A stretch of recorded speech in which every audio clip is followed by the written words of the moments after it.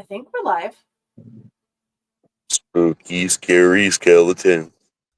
It helps if I unmute myself, for Pete's sakes. Yeah, Exactly.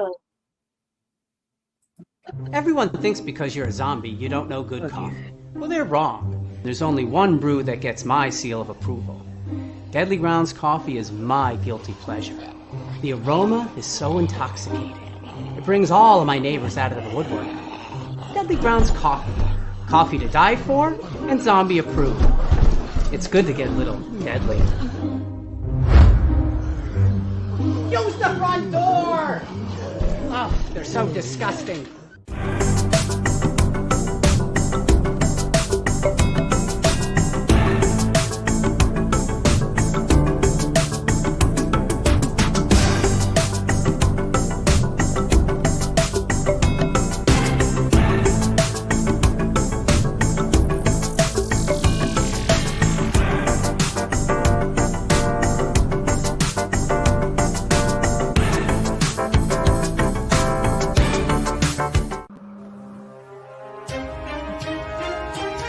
The Dorkening and all affiliated shows are not intended for anyone under the age of 18. The following may contain discussions or scenes that have adult situations, graphic violence, nudity, strong sexual content, and graphic language. This show is intended for mature audiences only. Viewer discretion is advised. You're watching Tanner's Haunted Secrets on the Outline Network. What they say. Dun, dun, dun. There's a secret sound heading deep within the center of the earth. Until you listen closely enough, you can hear it. And it sounds like razors through flesh. We are merely here to turn up the volume.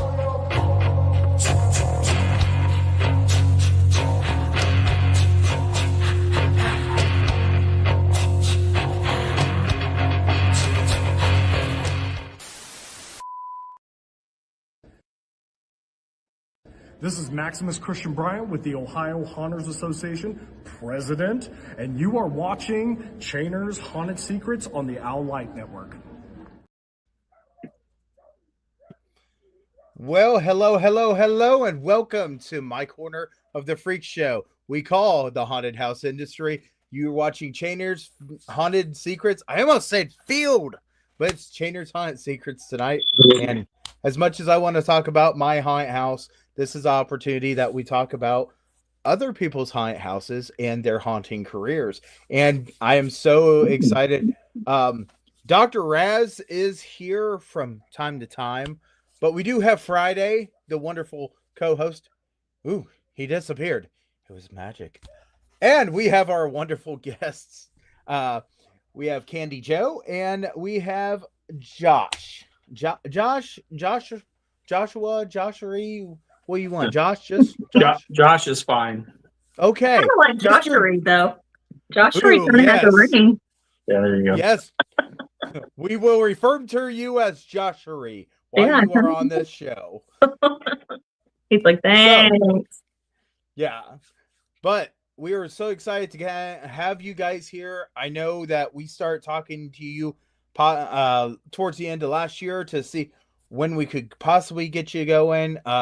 Our books filled up really quick, and we had the Voodoo Queen on last episode, and she absolutely was casting a spell. If I did not get you on the show, I was going to end up in one of her low jars. She'll do it. Yeah, she will. She will. We are really super excited to have you. And, as soon as we started the show, we had people already popping up saying, hello, hey, I'm watching. And, it's really great because, you are not just a person that is a haunted house operator. You're a actor, you're an actress. You're also one of the people on TikTok that does a whole bunch of different makeup.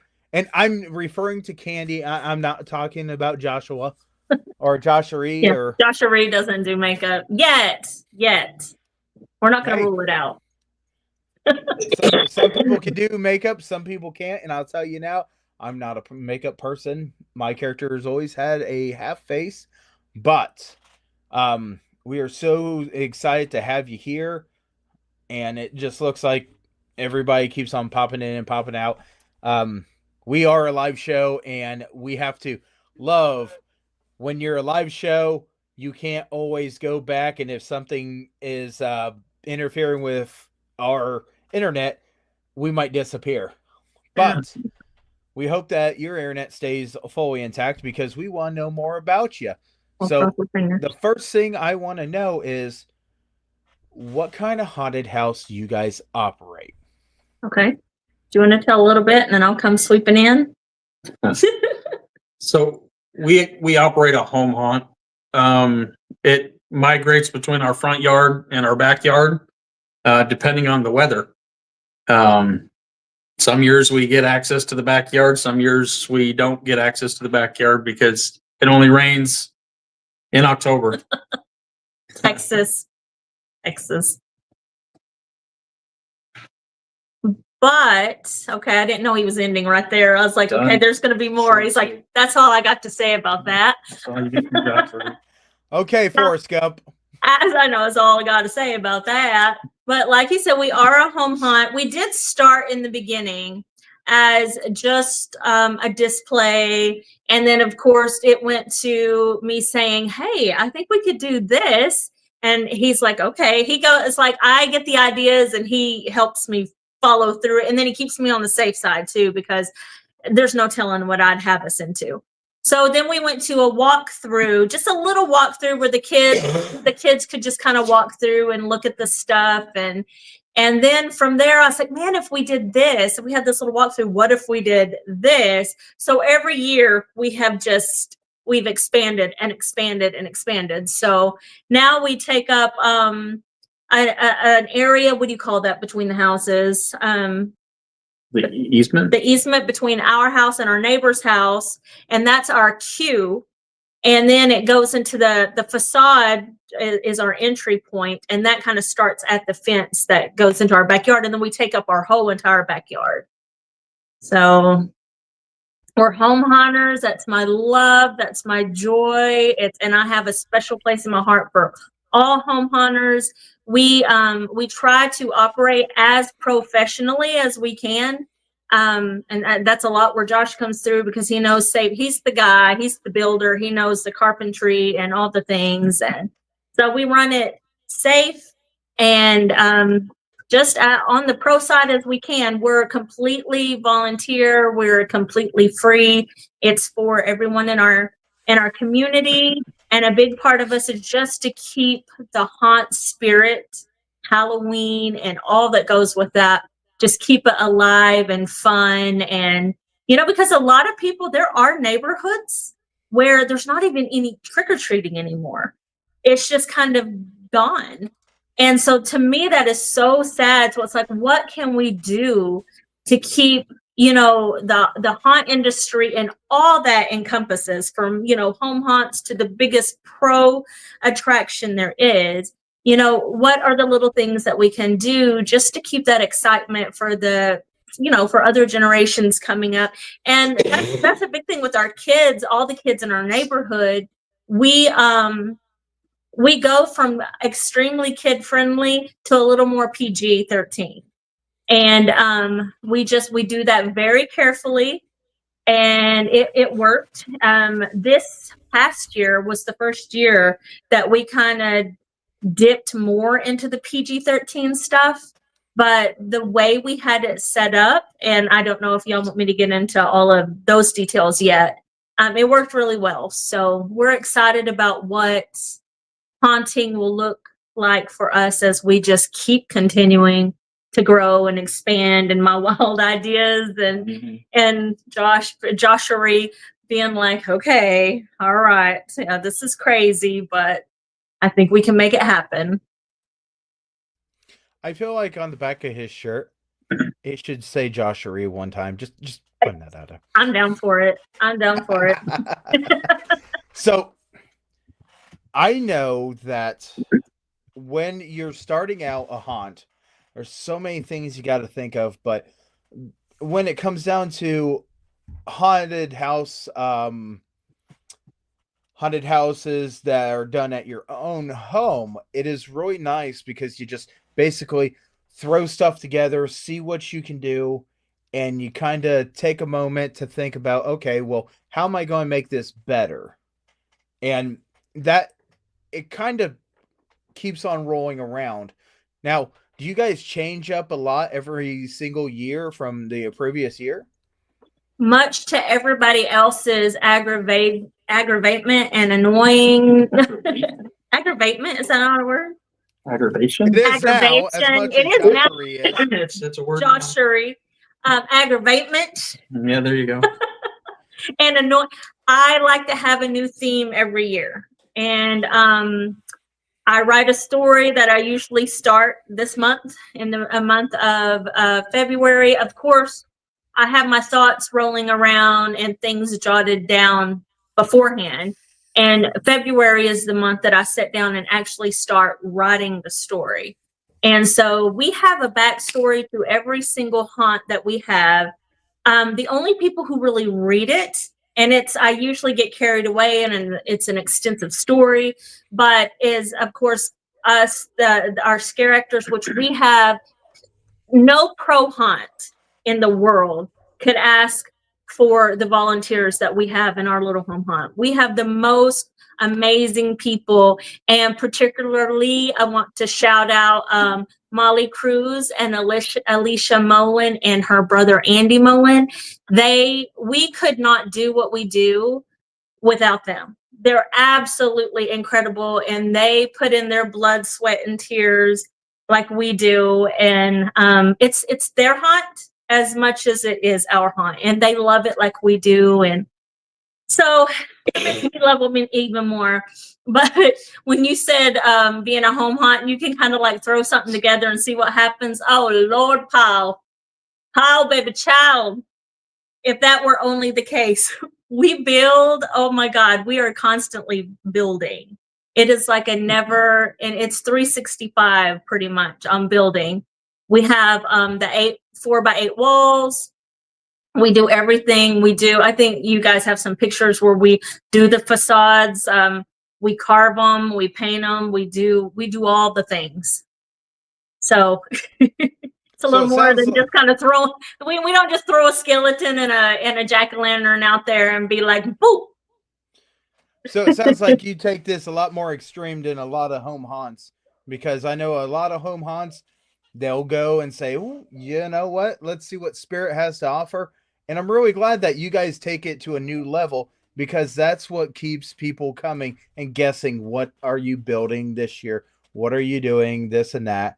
And, that's always one of the best things about home haunts. One thing is that you get a chance, you get to see the creativity by a small community. And I know that you guys don't get paid for your time. So what really keeps on making you go back to this every single time? For me, I don't know. Josh will probably say I make him do it. But for me, it is just an absolute love for it. Like I love everything about it. I love the fantasy of it, the imagination of it, the creativity of it, just everything haunt related. I absolutely love and adore. I don't know. I can't imagine not doing it. It would leave like an enormous hole in my heart if I were not in some way, form, or fashion haunting. And so, for me, it's a love. And people don't understand that. Like, they don't get it. They're like, it's not just for me.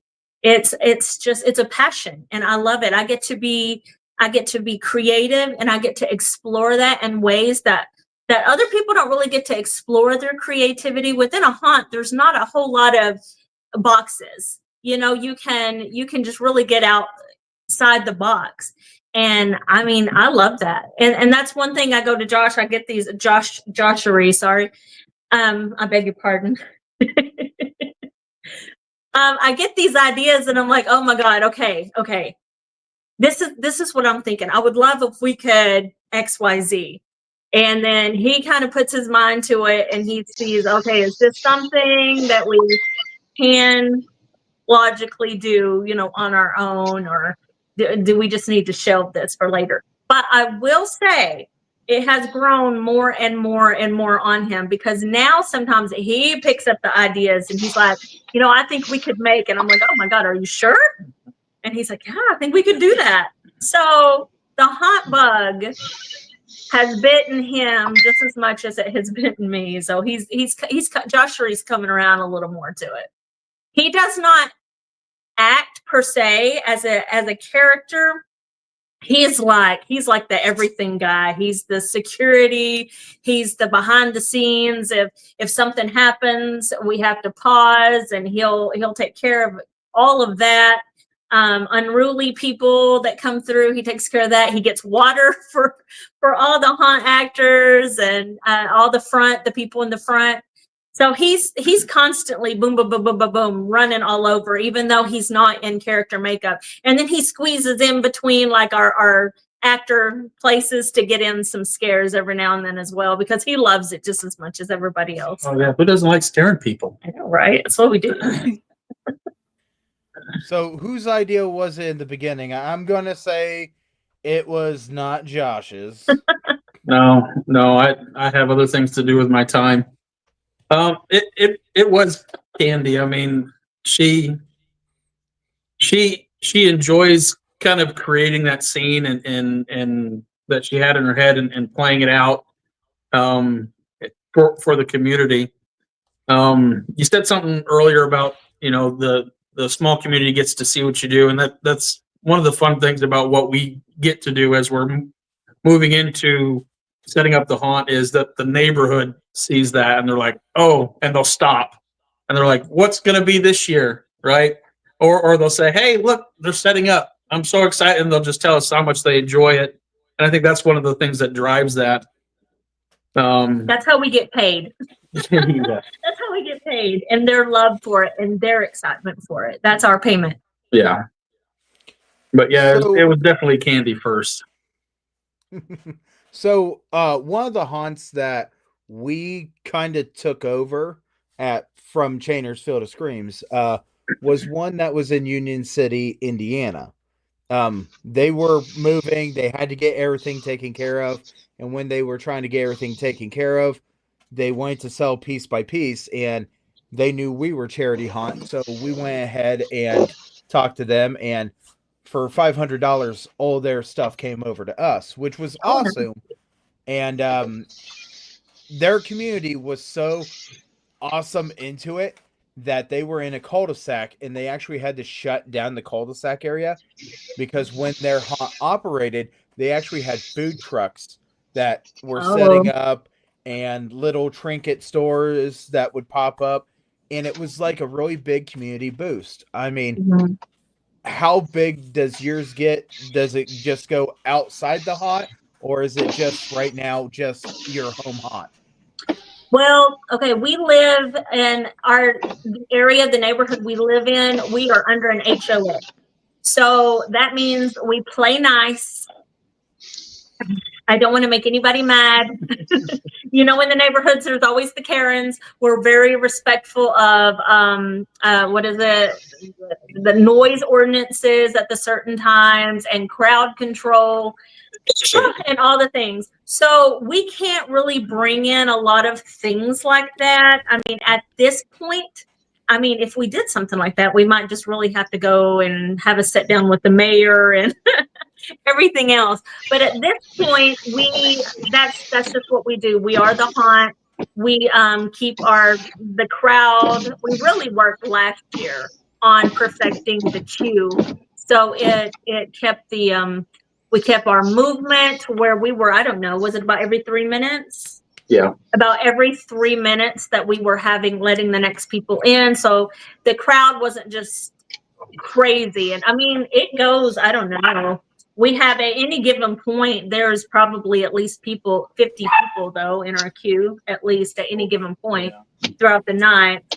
But there have been as many as 300 just lined down the road waiting to get waiting to get in. That's when we decided Oh, we yeah. got to do something with our queue. Like we're really going to have to put our brain power into taking care of that, because things like that, when you're in an HOA, is the first thing that can get you shut down. Is like the crowd getting too big and maybe unruly. So we really work. We have some things that we implemented last year.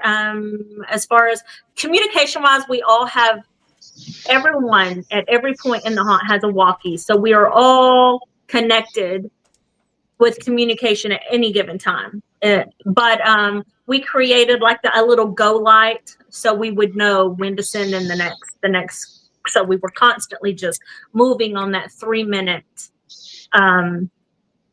whatever. And it was like a cordless doorbell. Yeah, that's what we used. And once they hit a certain point, you chime the doorbell and a light would pop on. It would let the person that was controlling the entry in the queue know that, okay, we're ready. Let the next one's going in. Yeah.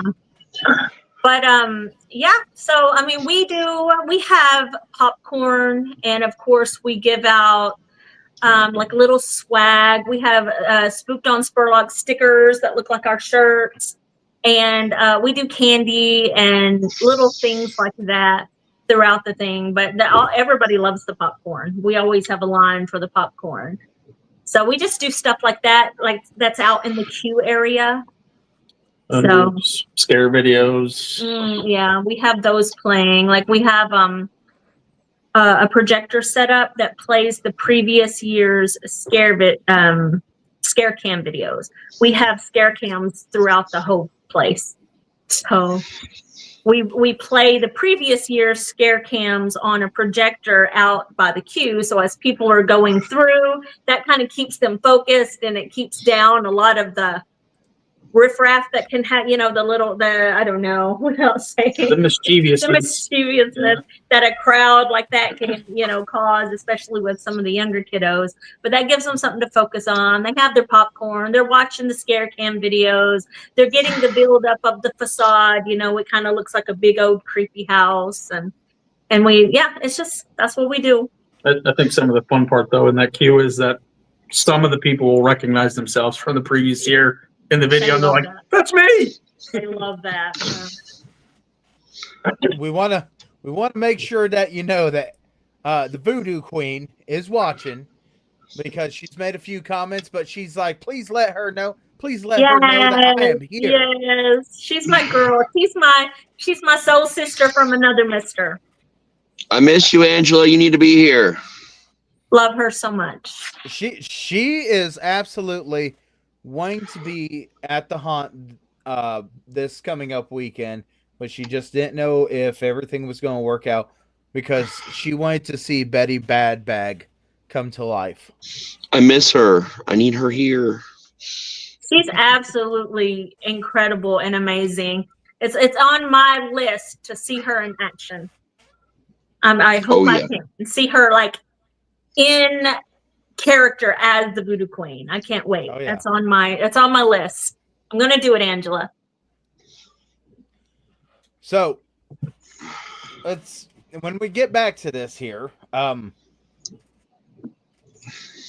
you have people that give you ideas for things that come up for the next couple of years, or is this solely your brain power melting down and pewing out, and Josh has just got to put up with this?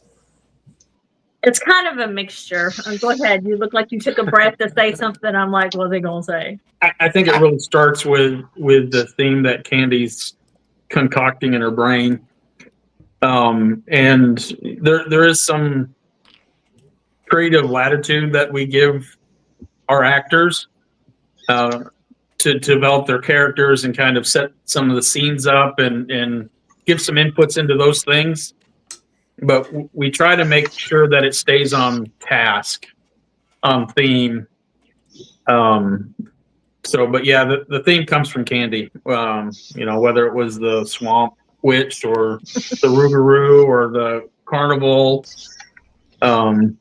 or as last year's Toy Story, that all started with Shop. started in her brain, and then it kind of developed from there, collaborating a little bit with our crew. Well, okay, I'm a lover of all things horror. I read horror all the time. I love to watch it. I love horror. And as I get, with all that swirling around up here, you get some fun ideas. And so as I get an idea, I have a notebook. I keep a running list of all the ideas I have. And at the end of each haunt, I think of 2 of those ideas that would be very doable for us. I feel like invigorated to be able to write about it, because if we don't have a story, we don't have a haunt. We have started and said, this is the direction we're going. And then I have set to write the story and nothing is happening. And so I've had to change directions and go a different way. And then the story just really pours out on the paper. And I'm like, this is the direction we have to go. The story guides us. So, but usually I'll have 2 different ones. And so at the end of the haunt, we'll just kind of have a little meeting and everybody can kind of vote. It'll be like, okay, we have this or this. What are you guys thinking? And so we give that opportunity to our friends and the volunteers on a direction that they want to go. And I had learned, I love Alan Hops. I'm sure you guys maybe up in Ohio know of him. He's a really big deal down here in Texas. He's the one who owns Dark Hour. And I have his training DVDs, all the things. I have so much. He's like the guru for me, and I've followed him forever. But I admire him in the way that he does his haunt, and I have taken a lot of the things that he does and I've implemented them on our level as a home haunt. And so we have an actor page that I give out to everybody, and they get to build their character. They get to come up with their own story. Like, what is your character's backstory? Because not every character I write about has a backstory. The main character, we really go into their backstory, and that's pretty much laid out for the actor. But like the supplemental, the other characters who are all important, I kind of give that power to our haunt actors. What is your backstory? Like, you come up, you build this backstory. And will the guests who come in know that? They won't. But that story and that empowerment that the actor had gives them that motivation, and it drives their acting. And it really takes it to the next skill. Instead of just saying, for instance, okay, you're a rag doll in the doll room, and they just sit there. Well, what does that mean to them? I don't know. So what we do is you take the time to build that backstory. Like, why are you a rag doll in this room? Like, what happened? Have you always been a rag doll? Were you something else? Like, what's your name? What's your story? And as they build that, it really, like I said, it drives their acting. It makes their whole scene better. They can bring things into that scene that goes with their backstory, and it doesn't conflict at all with our theme and the flow of the story. But it takes their acting and that scene to the next level, because they've put themselves into it, and they've given themselves that motivation of that character. It gives them some of the ownership of it. Yeah, it does. Yeah. And it helps them to maintain character in the scene. When somebody tries to distract you from that scene. Yeah. So they're able to kind of, how would, the rag doll with the bag over my head react if somebody says, well, you're not, a rag doll, or you're not scary, or, whatever. So they can still interact in character with the customers, no matter what that is. And something else I had learned is if you can't scare them, entertain them. Like, entertainment is our goal no matter what.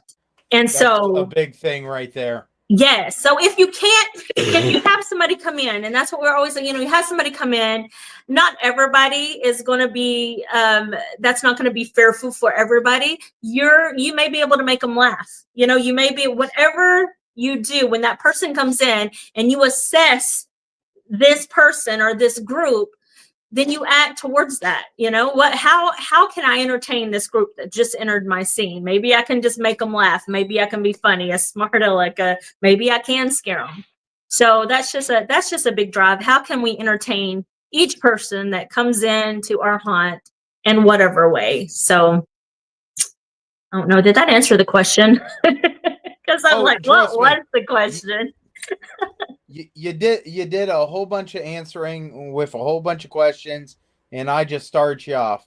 But you know what? I can't be the only one. I know the twinkle in Friday's eyes says that she's got a few things she wants to talk to you about. Well, twinkle, twinkle, Friday. Twinkle, twinkle. Come on. Oh, I always have questions. What has been like the most interesting or the most fun or the most needed thing, or all three, that you have learned recently about having your haunt? Do you want to run first? He's like, take it away. He's going to think about it. Okay. Well, the most fun thing that I've learned is to keep the joy of why we do what we're doing at front and center. This past year, we dealt a lot with people people are fickle. And we had 15 volunteers saying, we're going to do this, we're going to do this, we're going to do this. And at the very last minute, left us hanging. And we had to quickly pivot. And so I have learned to have a plan B, C, and D ready. And because you can't fully always count on people. But as we were going, I was feeling really nervous about it, really aggravated, because that doesn't just put pressure on me, but it puts pressure on everybody else too, because they're having to pivot and change a scene. Like at the drop of a hat, what are we going to do? Because this person has stood us up, so we're going to have to rework this. And I was letting the joy of what we were doing really slip away. And I said, I'm not doing this. I love what I do. And I was so scared. It actually made me fearful that I would lose that love for doing this. And I mean, once that happens, there's no reason to keep going, in my mind. And so I was like, no, I love this. This is like it's my baby. It's my little haunt baby. And I cannot allow other people's, I don't know, life. their life. Yeah, life does happen. But I can't allow that to rob me of the joy of what we're doing. So my big thing was learn how to pivot, learn how to give people grace, learn how to give myself grace, and just roll with it, because the guests don't know anyway. They don't know the previous plan. They don't know that somebody was actually supposed to be in this spot doing this thing. As they come through it, they're going to enjoy it regardless, because that's their first time seeing it. They don't know the previous plan. And so, like I had said, we have the most amazing crew in the world. And they were continually reminding, hey, it's going to be fun. Everybody's going to love it. It's going to be great. Just keep that, and they kept telling me that. And I was like, I know, but I'm just so frustrated. Mm-hmm. And so I really had to learn to just knock the butt out of it and just go with it and roll with it and keep the joy, and know that people are still going to be entertained. People are still going to love what they see, and their experience. And just to sort of keep a positive attitude about it. But it also made me say, we're going to rework some things. So my story and our haunt isn't so reliant upon people that, you guys know, you're in the industry. There are those that kind of repeatedly you can count on. So I really reworked a lot of things for this 2025. And our crew, our like core crew, as I call them, the ones that are just committed. I mean, they are so committed. They are really I'm giving them a lot of rain this year. And I really think that's going to just really up the whole production that we do. Me kind of taking my foot off the gas with it a little bit, and the control, like I have to have it this way. It has to go this way. I've learned to kind of, okay, we've set it in motion. Let's let it roll and let's see what develops, and give more reign, more Creative liberty. power, creative liberty to the other people involved. And so that has renewed that like baby excitement in me again, like from the first haunt, being so excited to see what this is going to bring for us in 2025. I can't wait. I'm excited. So that's been a big thing. Have a plan B, C, D, E, F, and G, because plan A's rarely go off without a hitch.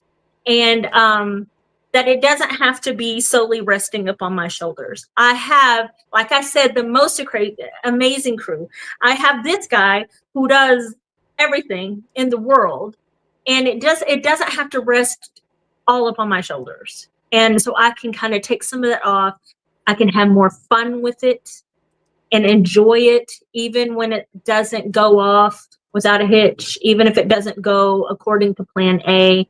So that's been 2024 really taught me a lot in that arena. That's awesome. That is awesome. One thing I will say, you kind of had something right, and there was a wrong part about this. Jenny is not a haunter or a haunt owner or a haunt actress, or I know anything. she's a writer. She Yes, is. I'm an author, but I know what you mean by you can't always count on people, because I've been a part of the nursing facility drama, for lack of a better word. It's not all drama, but nursing. I've been in a nursing home working as a CNA for a long time. You can't always count on the people. You can't always count on them showing up. And sometimes they just disappear completely. Yeah. So I know that sentiment well, but I am a haunt enthusiast that is here to learn and show others that you guys are just people that, not that you're just people, but you're people who have taken the time to learn and build and make amazingness as you've went. And So, have you thought about putting your haunt lore in like book form? I know every year we talk about doing a video that we would show out there, but we run out of time. It never happens. Every year we're like, we're going to create. Yeah, we have the great intentions. I mean, the ideas we have would knock your socks off. Do they happen? No. But yeah, every year we plan on telling bits of the story that I write in video form, having the haunt actors kind of do little bits and pieces for social media, just to kind of build up that excitement. Hey, say this is what's coming, and just so they're getting like a a little snippet of the characters and the life and the reasoning behind the story. But yeah, and I think that's a great point. I mean, Kandy does take the time, and there's usually a 4, 5, 6, 10 page story, 12, 20 story behind it, right? That kind of sets the tone for what we're creating this year. I think this year we got as close as we ever were to a video by the audio that we used in the first cue, one of the first stop scenes, where it kind of gave you the story behind what you're about to walk through, and the descent into madness with the story. But yeah, I think that is probably something over the next couple of years we probably have a small book. Yeah, we did. Here's another shout out for the Texas Haunters Convention, which is, oh my God, we love it. We absolutely love going there, and we sign up for all the classes. and everybody on the floor, like we have people now, we've been going so long that we have to see, we have to visit. But last year we met a new haunter who had some classes, and his name is Joey, and I feel bad that I should have went on and got his last name, but all over everything in social media, he's Joey. And he acted at Not Scary Farm, and he is in the Wichita Falls area now. He's constantly creating. But we took a couple of classes with him, and we really, really enjoyed him. The second class we took with him, we had an opportunity that we just had one-on-one. It was me and Josh and then Joey. And he gave us a great idea, because he specifically said, like, lay out your haunt. Tell me exactly. Tell me all about it. Tell me about your storylines. Tell me what you do. And so we did. And he gave us this really great idea that he was saying, and pro haunts do this as well. They have their big main characters that the haunt by those main characters. And so he said, why don't you take one of your ideas and build on it every single year? So even our themes that we have had, I mean, we had the Witch of the Wood, we had the Rougarou, we had the carnival. Then we had kind of a makeshift toy shop because we got rained out, but we still went on. And then we had the actual toy shop. He said you could still take all those themes, but have like a couple of your main characters, and that's their timeline that they're going through the different things. So you can kind of keep some main characters and build on those. And we really like that idea. And so that's something that we're running with, not this year, but in 2026, that we will begin that. And everything, all of our themes kind of flow around Spurlock. And because we're spooked on Spurlock, and that's something simple. I love alliteration. As an author, you probably understand that. But Spurlock is the street that we live on, and so we have spooked on Spurlock. But we're taking Spurlock, and we're really driving a history behind this fictional place that we've created, that's Spurlock. So our next few haunts are really going to work on a timeline that has to do with that. And that's all I will say about that, because I play my cards really close to my chest on themes and stories and all the things. But yeah, Texas Hunters Convention is like gold. I mean, we've learned so much from them. We have everybody from pro hunters to Homa hunters like us, and then even just hunt enthusiasts. And there's something that you can learn from everybody. And that convention proves it. And we go in ready to learn everything that we can from them. And so we take all the nuggets, and we come back and we implement them into what we do. That is awesome. And I'll tell you, I was trying to get somebody to watch, and he said that he was super, super busy, and he apologizes, but he wants to watch this later on when he gets a chance. Mike Ross says hello. Mike. I'm sure you remember good old Mike Ross, the Reverend Gravedigger. Oh, you're the Gravedigger. Yes. Hey, Mike. Yes. And yeah. They were at 2 years of the Texas Hunters Convention that we were at. I didn't realize that until he came up into one of my lives on TikTok, and I was like, wait, no, I know who you are. Yeah, because I've seen them at Texas Hunters Convention. So yeah, Mike knows how incredible that institution is. So we absolutely sing all the praises for Texas Hunters Convention. It's absolutely on my to-do list. I just got to get myself buckled around and be able to go there. I've been to Texas one time in my life, and I quite enjoyed being there. It was kind of funny because a woman kept on saying something. I didn't understand her. Her husband came around the corner, and he looked at me and goes, "She wants to know where you hail from because you have an accent." And I said, "I have an accent? Well, I guess down there I do." But I will tell you, Mike says hello, and as soon as I said who was on the show, he said, "I wish I could, but I gotta get up at 3 o'clock in the morning. Yeah. Just can't Get some can't sleep. watch Huh? it right now."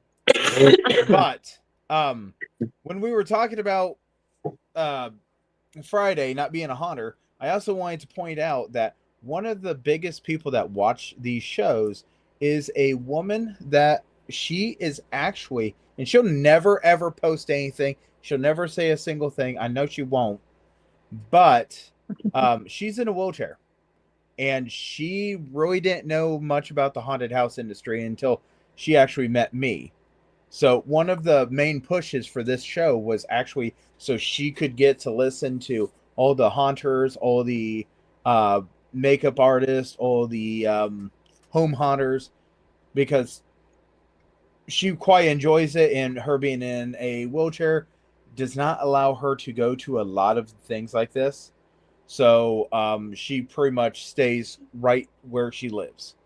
So just wanted to point that out, and I always want to tell her thank you very much for being a loyal watcher. If she doesn't watch this tonight, and she's not watching it tonight, she will watch it tomorrow or the next day, because she knows every other weekend we do have one of these shows.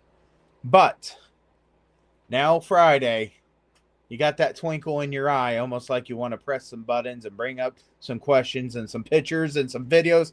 What are you thinking back there, girl?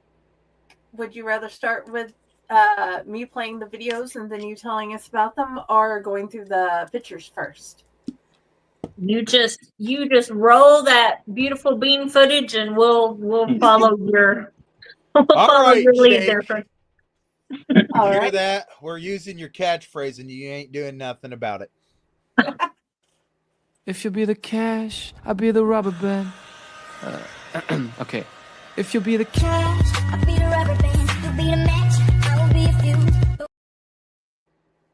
That is our rock walls that we built this year for the entrance into our swamp laser situation. It's kind of like the courtyard. Yeah, it was the courtyard leaving the toy shop. And so it was all set up. We had there may be some pictures, because now I can't remember what all that I sent for you or to you. But yeah, that's another thing that we're just constantly learning techniques and ways to just really make it immersive, but really put the person in the scene. Like, I don't want people to come through and be like, "Oh, this is a haunt built in the backyard." Like, as soon as they enter the facade, that front door, our goal is to put them in that story.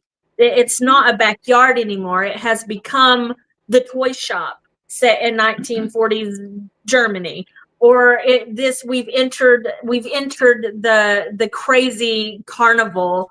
You know, I don't want them to see the backyard at all. Like, I want to make it immersive, put them in the scene, put them in the story. Yeah, they kind of lose themselves. I think, though, we start off probably where a lot of the home hunters start off is what can we do cheaply? And the wall panels that we put up with black plastic, Yeah. You know, the first few years, over the next few years, we started, you know, investing more, especially when you're doing it for free for your community, and you're bankrolling it yourself. You kind of got to build into those things over time. He's bankrolling in itself. But, yeah, and lumber is not cheap at all. That's the most expensive thing that we put into our haunt is lumber. Lumber, and I don't know, the insulation is not cheap either. That's true. But I think that's where we kind of grew a lot this year was we changed out, not all of them, but a lot of the wall panels we've upgraded to things like that was just in the video, or we have another video on there where we're upgrading some more with what was it, drop cloth that we spray painted to look like wallpaper. But it's to kind of encapsulate the scene. Over top, we took like weed screen to kind of close off the top, so you're not seeing the sky, to make it look like a room, a hallway, and kind of really capture people into the scene. So that was one of our upgrades, and that turned out awesome. That's not me. That's Kandy and her crew of people that work, throughout the year, kind of upgrading those scenes. Yeah, we want to, and I think this is not a hot take, but as soon as people enter, we want to suspend their reality. And when you do that, they're pretty much like putty in your hands to do whatever, to entertain them in whatever way, if you're going to scare them or you're going to create comedy in some way. When you suspend them, you have them enter that suspended reality. They're not in a backyard. They're in this, whatever you're telling them it is. And that's another thing I learned from Alan Hops. I keep saying, this is like, I'm not sponsored by the man, but he's like, you tell them what it is and they'll believe it. So that's up to us to create in the best way we can. And that's one thing we keep doing. We keep trying to improve our techniques, and we do that at conventions and then YouTube. I mean, I get an idea, I can build this or whatever, and I hit up YouTube. I think that's one of the great things about the community is that they love sharing that knowledge. Mm-hmm. Alan Hops has thousands of videos on how to create scenes or props or different things that he could sell, but almost all of it you can get on YouTube for free. Yeah. And that's one of those, again, great things about the community that we're a part of. And I'm gonna find him and put him in the Chainers group. Viewers, if you would like to see more about him, I will find his videos and add him later. He's amazing. It's stilt like on the stilts. Stiltby Studio is his YouTube, and his whole thing is just to keep the haunt industry alive and going, and sharing is caring. Like anything, and we incorporate this too because we have another home haunt that is near us. We don't hog a great idea to ourselves, like, oh, this is amazing and people thought it was great. We share, like, we learn from them, they learn from us, and what that does, it just makes the industry that much better. So like our success is their success, is your success, is around the world success, because you are pouring in to the haunt industry and keeping it cutting edge and keeping it exciting and keeping it fun. That's more people that's going to be interested in a haunt, no matter where they're at, if they're down in Texas, if they're in Ohio. It's just keeping that love and that excitement and that fun going. So yeah, we share what we do. We don't hog any of it. I agree. So I've been beating my head senselessly, and I could not figure out why in the heck Alan Hops sounds so freaking familiar over and over and over. As soon as you said Alan Hops, I've been processing over here and trying to figure out what the heck. Alan Hops was at Midwest Haunters Convention, and he actually has one of our business cards. I was hoping that he would give us a call to get on the show. He said it sounded like a pretty interesting thing of being able to do.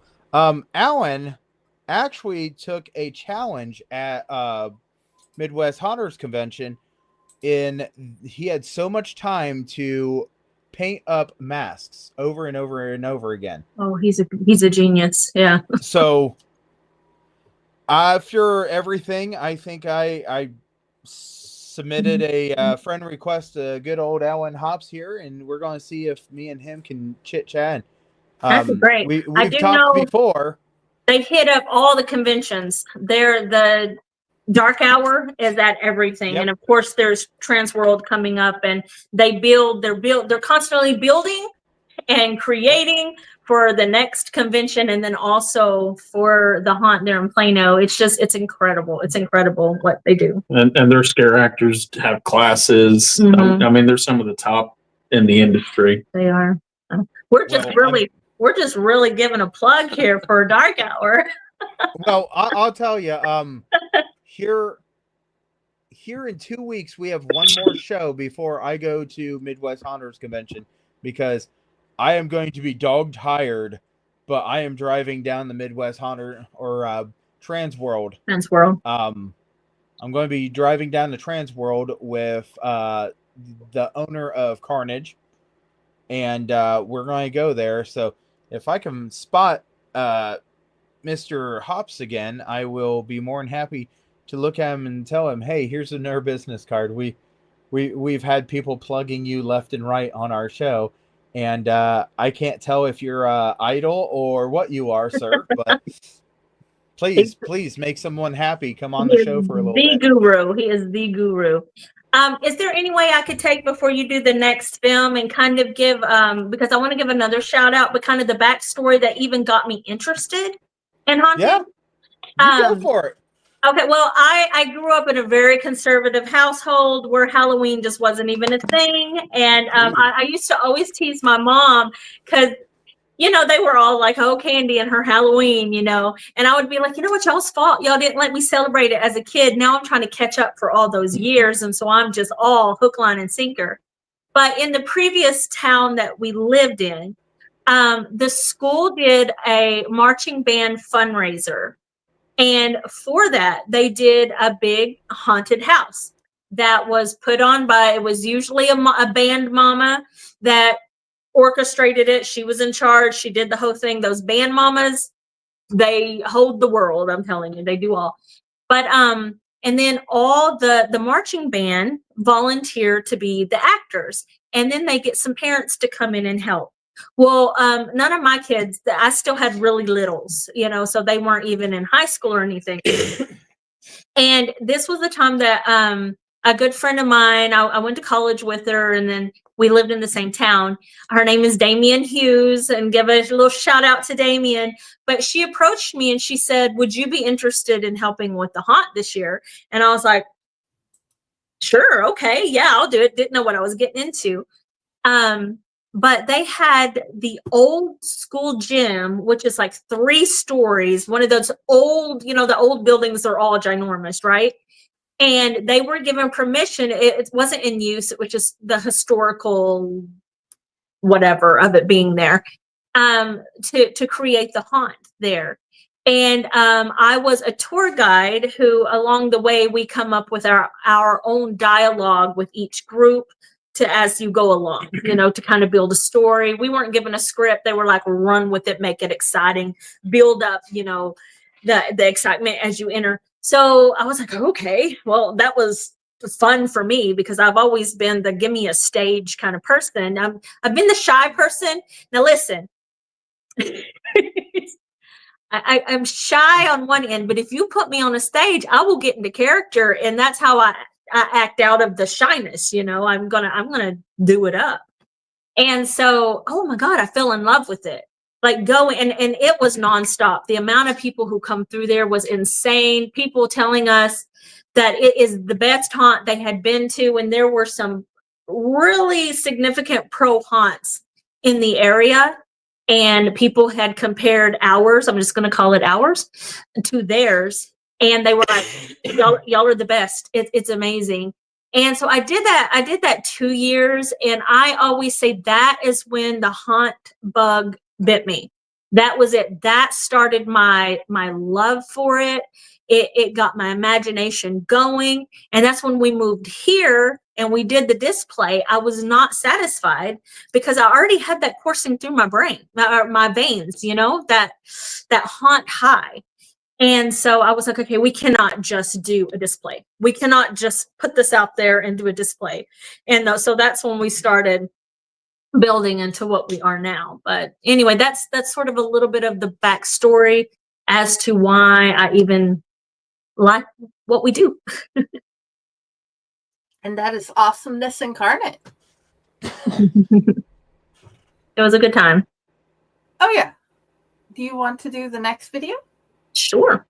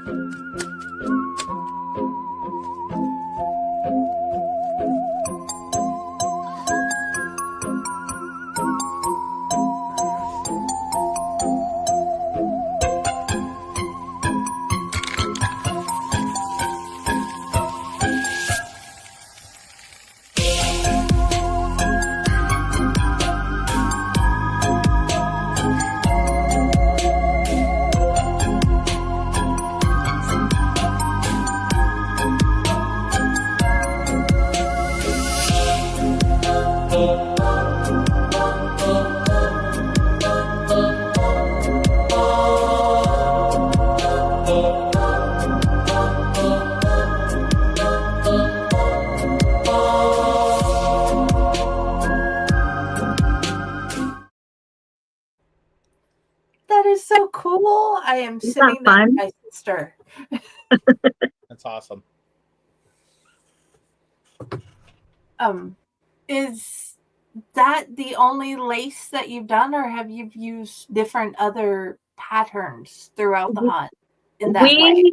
When we first started that, I was like, okay, what is a frugal, I won't say cheap, but what is a frugal way that we can do these wallpapers? Because I'm wanting to get rid of this blasted black plastic.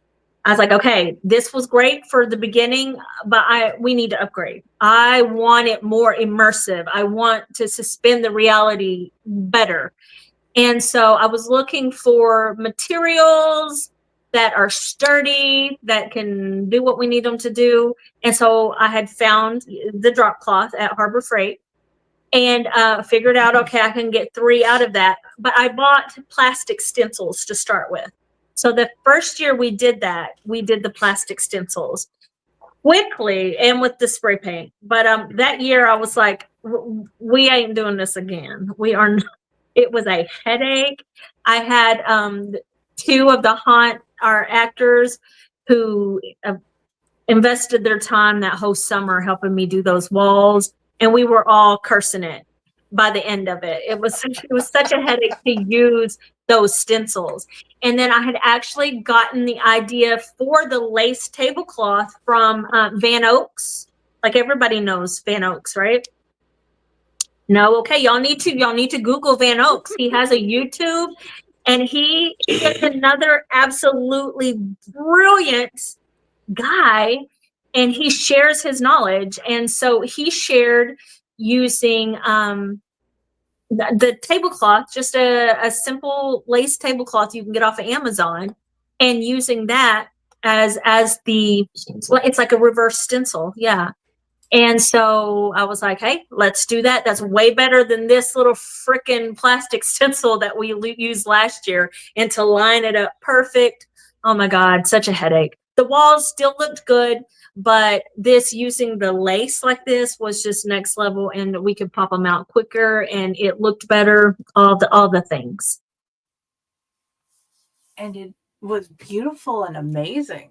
Thank you. And Josh he's come up with the way of how to build the walls, how to anchor the walls, how to keep the walls standing, and all the things where they line up really good. And so, yeah. I don't know if you want to share anything on that.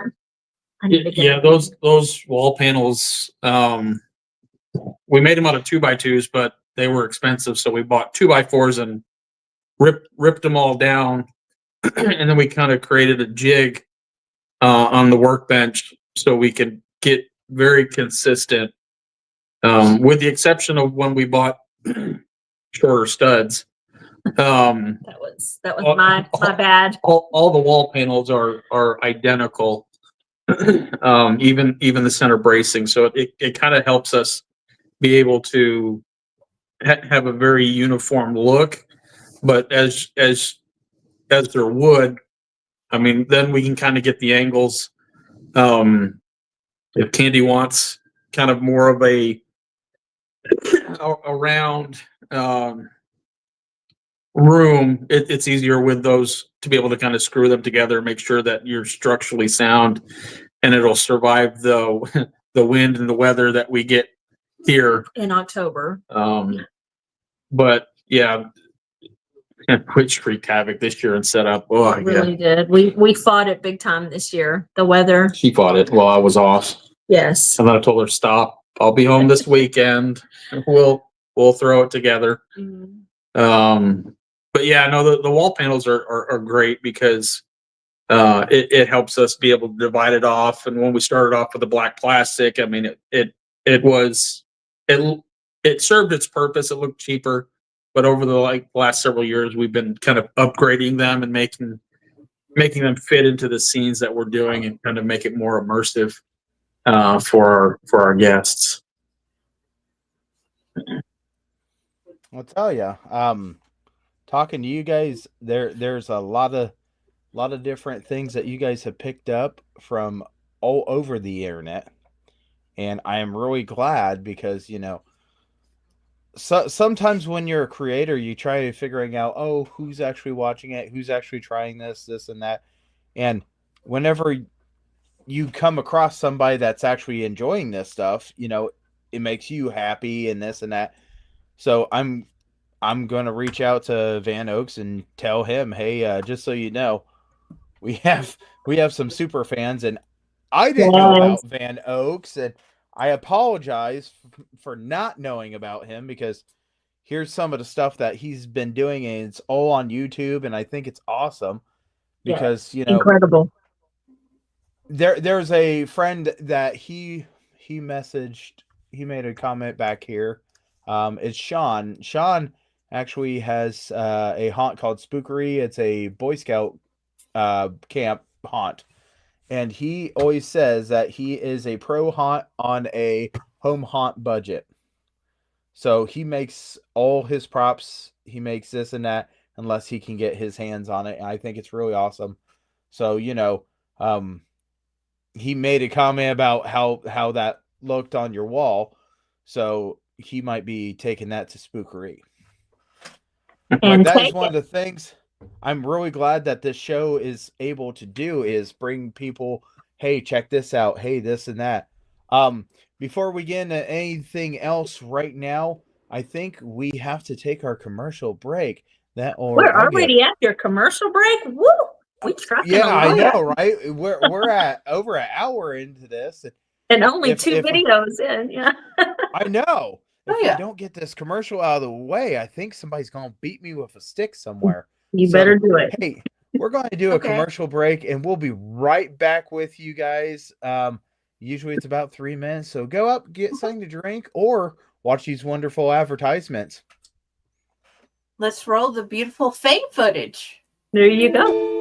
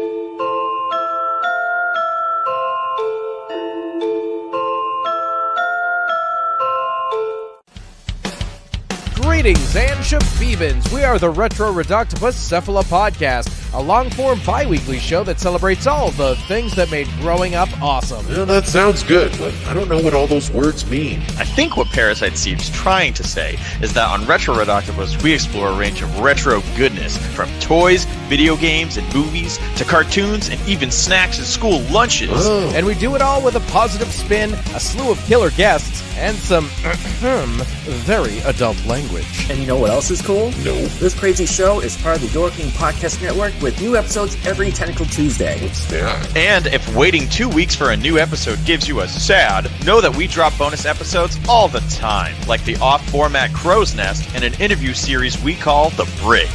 You can listen to Retro Redoctopus on Apple Podcasts, Spotify, Stitcher, or any app that's cool enough to carry the only show that celebrates all the things that make growing up awesome.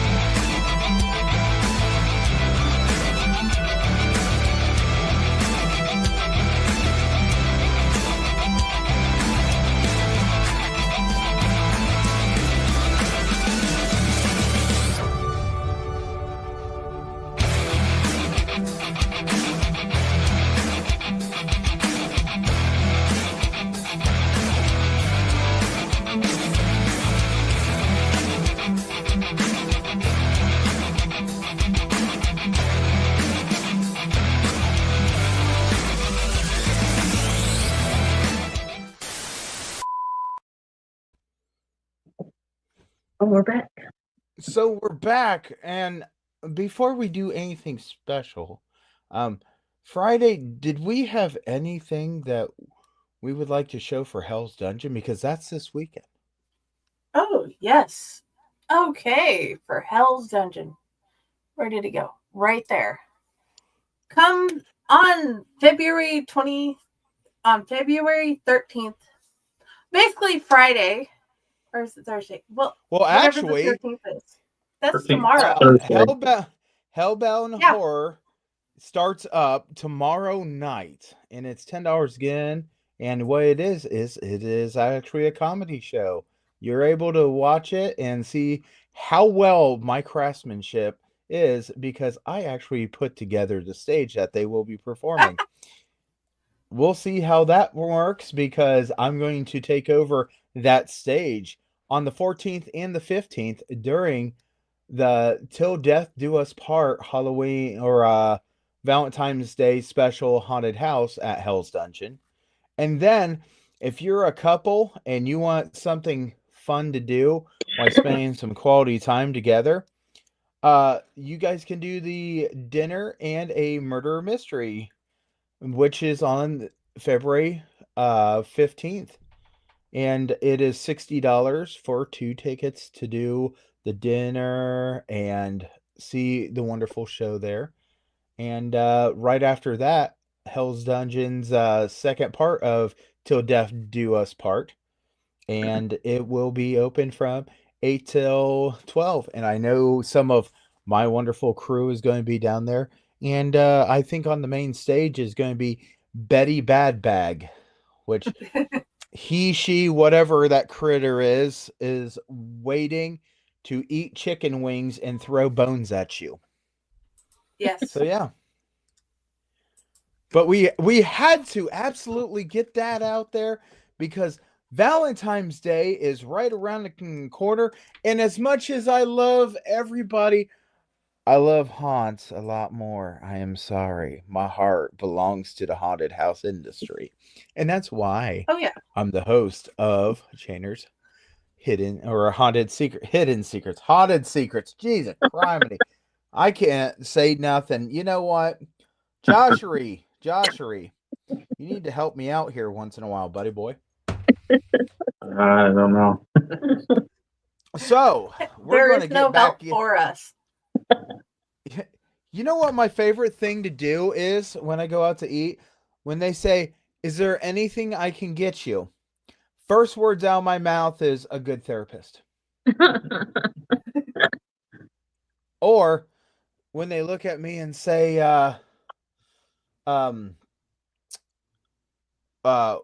what do you need? I tell them a good therapist.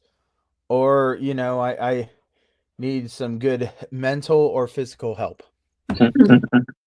But I feel like the haunted house industry absolutely feels my pain, suffering, and everything else. Hey, there's somebody new. That's Hey, how's Molly it going? Cruz. That's Molly. Well, hello there, Molly. That's Molly Wally Doodle. She's amazing. Oh my gosh, she's amazing. She's one of our core crew I was telling you about. hold on I here. mentioned her earlier. Did you say Molly Wally Doodle? That's my lovely pet name for her, Molly Wally Oh Doodle. my gosh, can we take that and slam Josh into that? He can be Joshy Washy Doodle. He might not like it as much as Molly endures it, but I mean, yeah, who's stopping you? Not Josh. He's in Texas. Josh said it's your show. I mean, do what you need. You know, as long as you got a good smile on your face and you're enjoying it, I love to have some sense of humor. And that is part of the industry. We can't always scare everybody, but dang if I ain't going to entertain you. Absolutely. What is that? Look at us. Look at us. That's when we were Kiss. I was the spaceman down there. I'm telling you, that was a wild TikTok live. It's something about being Kiss made us just crazy. I'm telling you, it was next level. Next level. You would have just had to seen it. I don't even know. We like embodied Kiss or something, and it was got a little crazy. Yeah. But yeah, Molly, I still see her popping up down there. I guess she's texting, but she's amazing, and she's fun to take to the Texas Hunters. Last year was the first year that we took a crew, and Molly Wally Doodle is the person everybody needs. There's probably not a single soul that was at the Texas Hunters Convention that did not know that we were spooked on Spurlock by the time we left. She was out there meeting the people. Hey, I'm at a hunt, spooked on Spurlock. She had people I didn't even know calling me boss lady. They'd be like, "Oh, it's the boss lady." I'm like, "Wait, I'm boss lady." But I mean, she was putting our name in everybody's ear around there. She is the person that you need to get the word out. So yeah, she was out there doing her thing, and that's her nature. She doesn't meet a stranger. That also makes her a great hunt actress because she just does. She has no inhibitions. She just goes for it, just whatever. They're asking about Greg. So you asked a question earlier about what you find fun in the haunt. I find fun hiding Greg in the haunt when he's not supposed to be in the haunt. He's kind of almost like an Easter egg and he's been in every one of them. Every hunt. And he's the only store-bought animatronic, and he's like a scarecrow that'll pop up and tell you he'll get his soul. And we listen to that 3 or 4 things that he says so many times this one year. We nicknamed him Greg, and Molly was saying, "Shut up, Greg." We even have shirts made last year. Alicia, one of our other amazing hunt actresses, she made T-shirts for all of us that have Greg. It has like the scarecrow, and it says, "Shut up, Greg." Yeah. We're the only ones that get it, but we love the shirt. But Okay. I love involving Greg in something that he's not supposed to be in. So I'll try to integrate him into the haunt. And I don't even know where he's going to pop up. He just pops him up and great. And see, I get really like anal about that. I'm like, no, he doesn't even fit. Josh is like, this is where Greg's going to live. Let Greg live right there. Greg had his own scare cam this last year. And he scared the crap out of a lot of people. Yeah. So Greg is our beloved cheap animatronic that it was the first. He's the only animatronic we've ever bought. Yeah. Yeah, but we keep him. He keeps showing up as long as he keeps working. I guess he's beloved. We love Greg. He's a part of the crew. Greg is a part of the crew. So yeah. So Molly had to shut up, Greg. We did get sick of hearing that thing. Oh my God, it drove us crazy. So I will tell you guys a story since you brought up something like this. Years ago, I used to be at a haunt. And the boss decided he was going to buy this thing.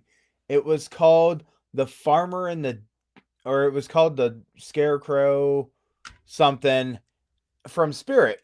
And I am a person that doesn't like animatronics. I will try my hardest to get rid of as many animatronics as I can because all they do is over and over and over and over. He knew it was going to bug me. He knew it. But he placed it right in my area.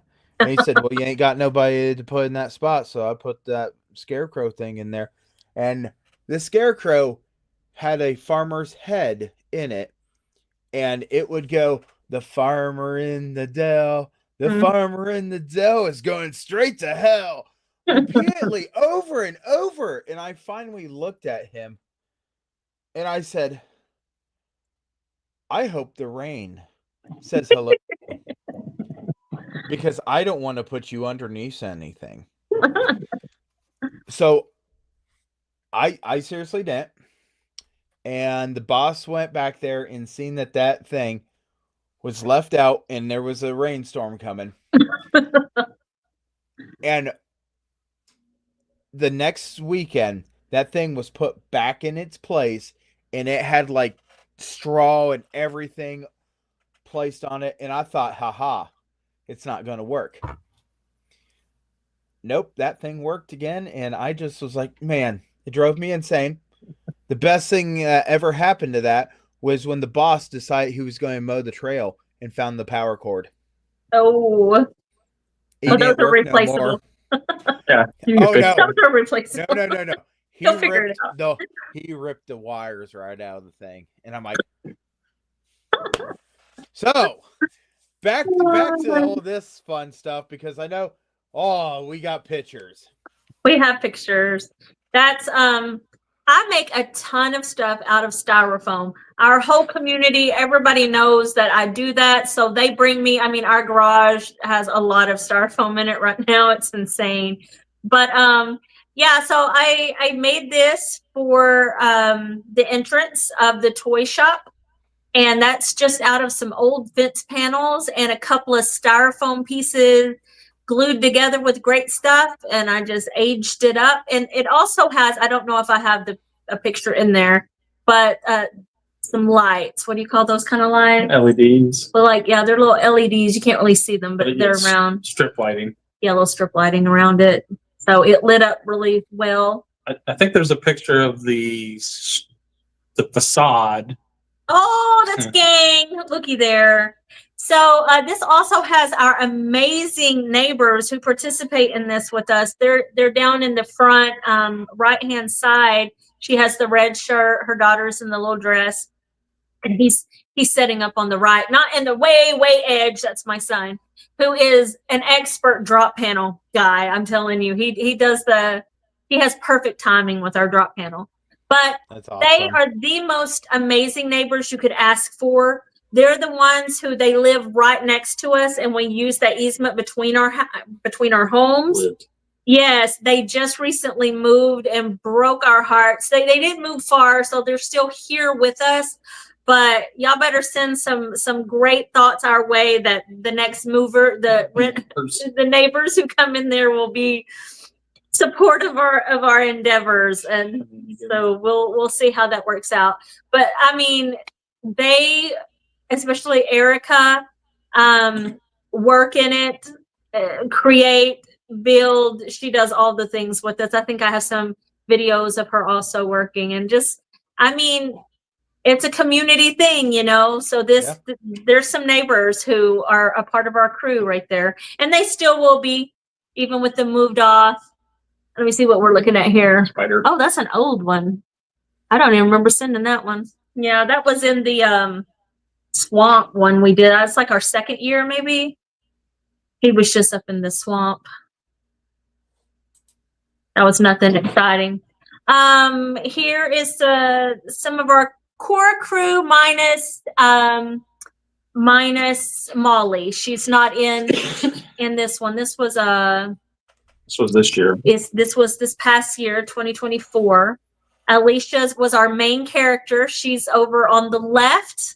She was Selena Line, and she was the toy maker who just really lost her mind.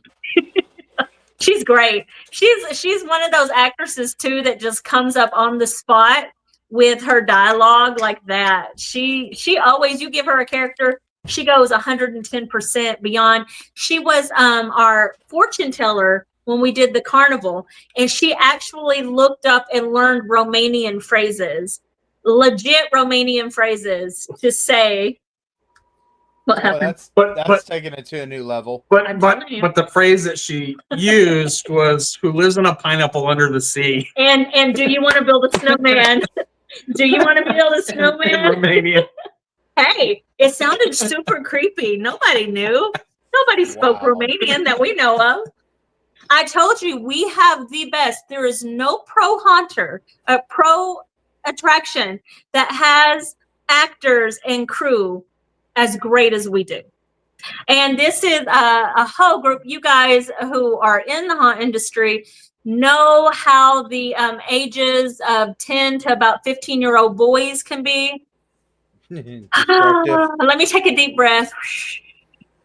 But I mean, this is some kids for the community who like, oh my God, they've been coming, a lot of these since they were little, a lot smaller than they are now, but they loved Selena. And so they had to get a group picture with Selena out in front of the facade. And that's our facade there that they enter behind the red door. Nice. Oh yeah, this is the daylight picture. You can see the rock walls that kind of funnel you into the little courtyard scene. Wow. That is gorgeous. And that's our that first video that was Kandy making out of the those wall panels out of the that's insulation. That's the inch thick insulation panels. And so I just carved it and used some techniques and just fun painting. Erica and Molly actually helped me paint all of those. And of course, everything looks great at night with lighting. It really puts you there. But that was our kind of courtyard area that funnels down into, if you can see further down there, the little tunnel that has all the vines. That's where we put up we make our little laser effect. The little laser effect's really cool. There is a video of that. And that's Selena Line. That's Alicia. She was our main character this last year. And there's the lighted sign. Yeah, you can see, of course, that when you take a picture that it does crazy things with the lighting, but that's the toy shop sign. Oh, and we had some next generation haunters this past year. On the right is Ava. That's our neighbor's little daughter, who we did not know she had the ability she has to be so creepy. But she was in our doll area, and she said nothing. She had no dialogue, anything, but she creeped people out really well. We didn't even have to tell her, give her directions. She just went with it. She's amazing. And the little guy in the mask there, he's a neighbor kid who we've known since they were in diapers. That's little Tucker.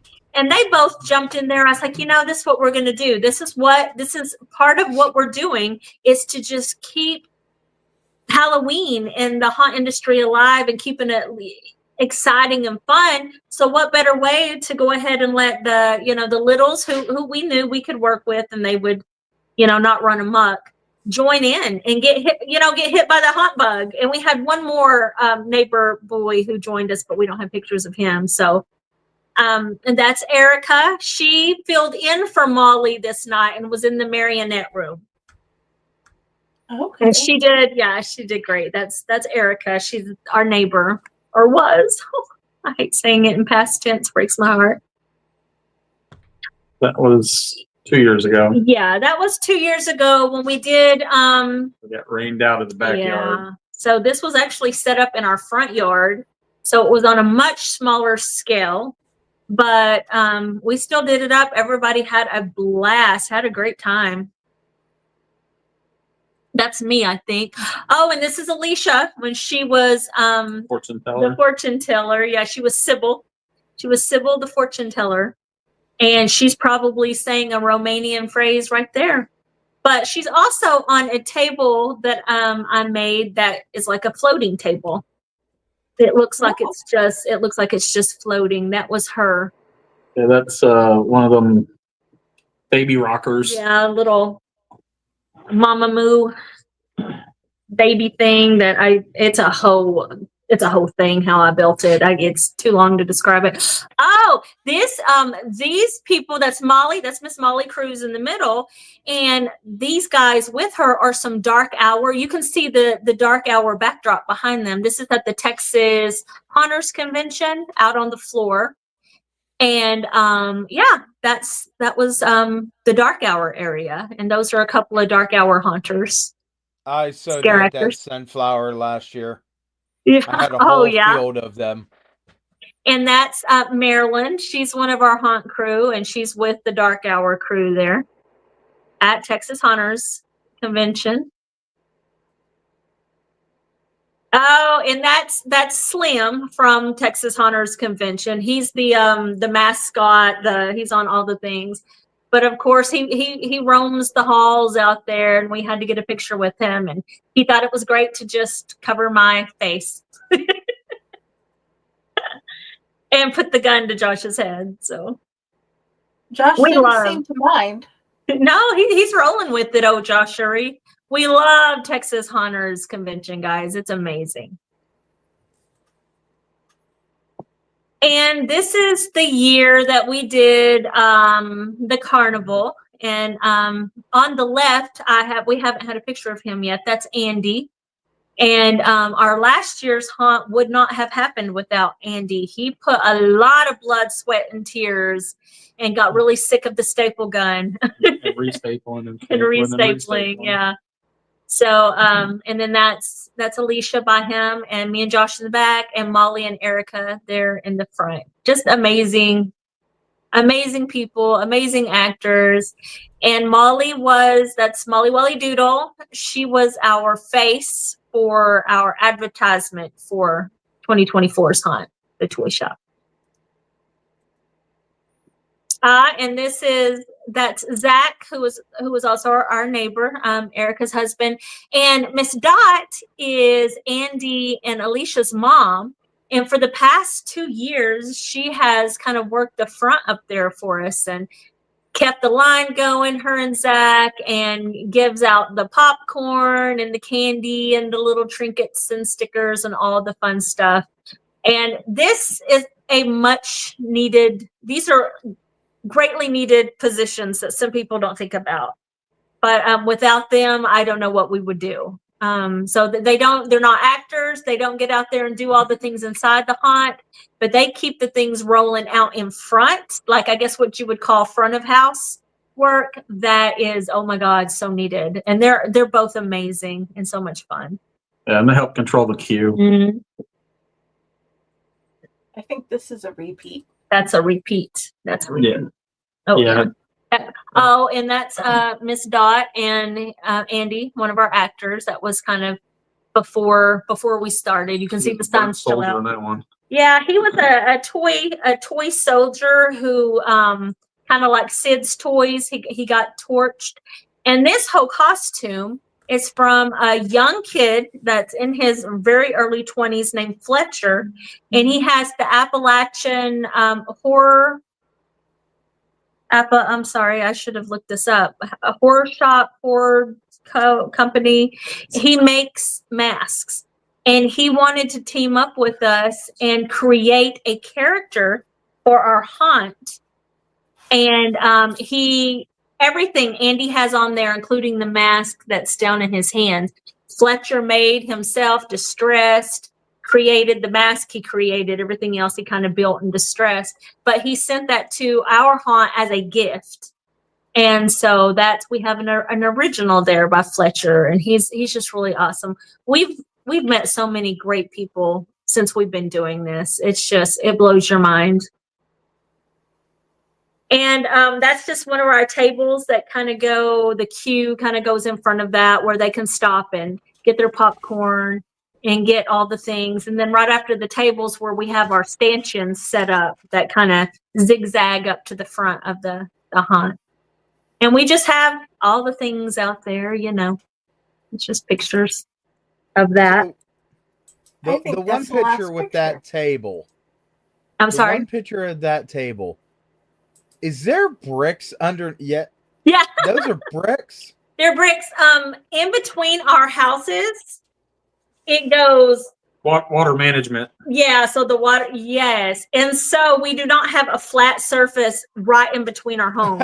When you get up to our fence where we have our facade set up, it flattens out, thankfully.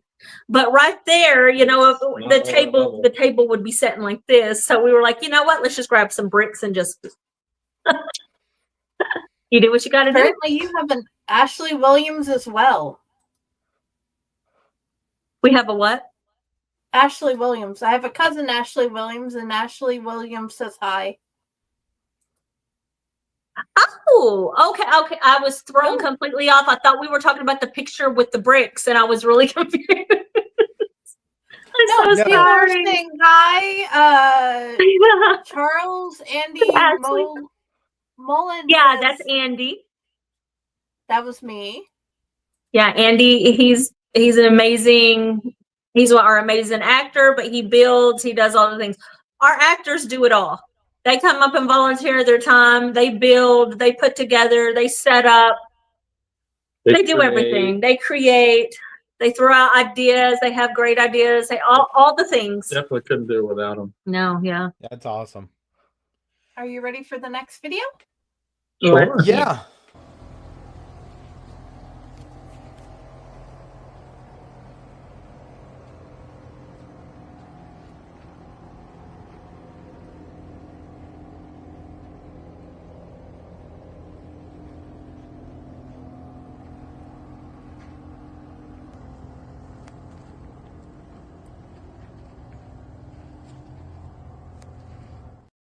It's the original store toy maker and little Selena.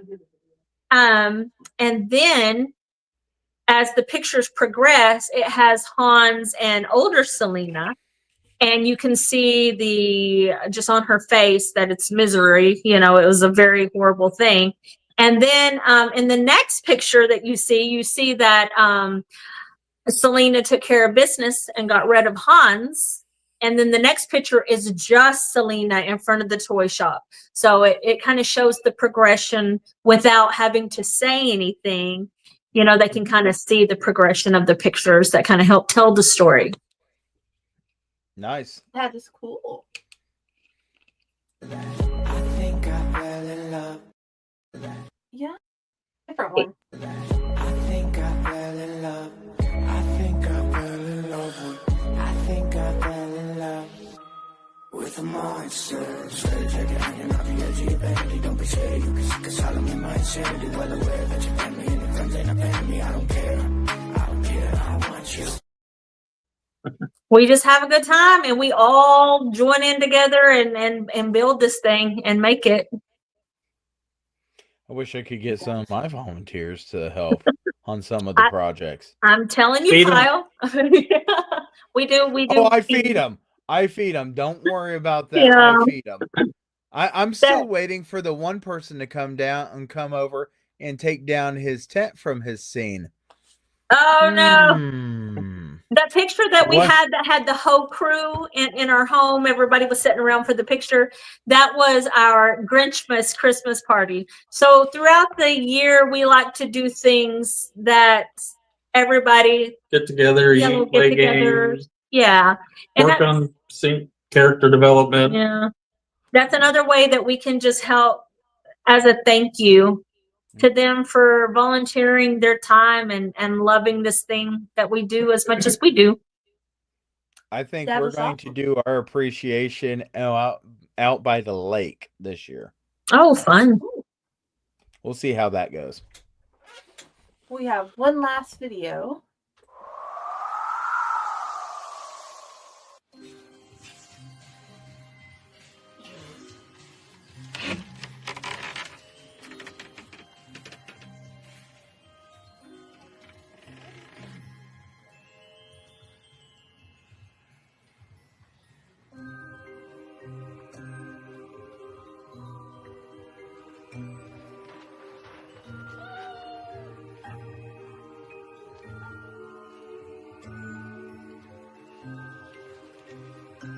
Selena Line was alone, with no family nor friend. With the toy maker she lived until his life she did end. Though he was cruel, he taught her his trade.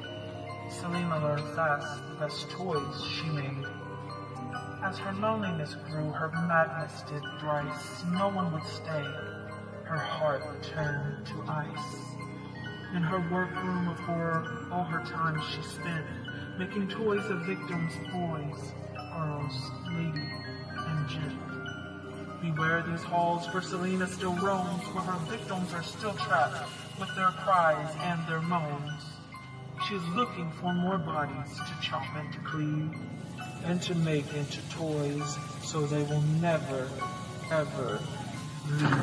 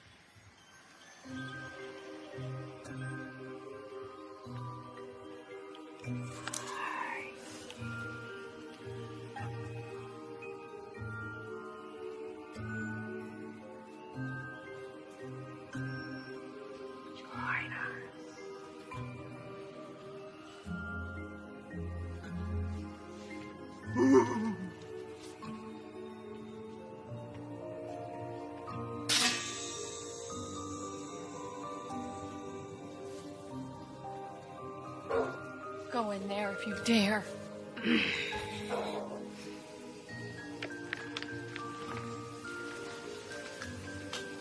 I dropped my dolly in the blood. Will you be my next dolly? They all leave. You can't! Don't leave! They always leave and never stay. I'm so good. You need to stay.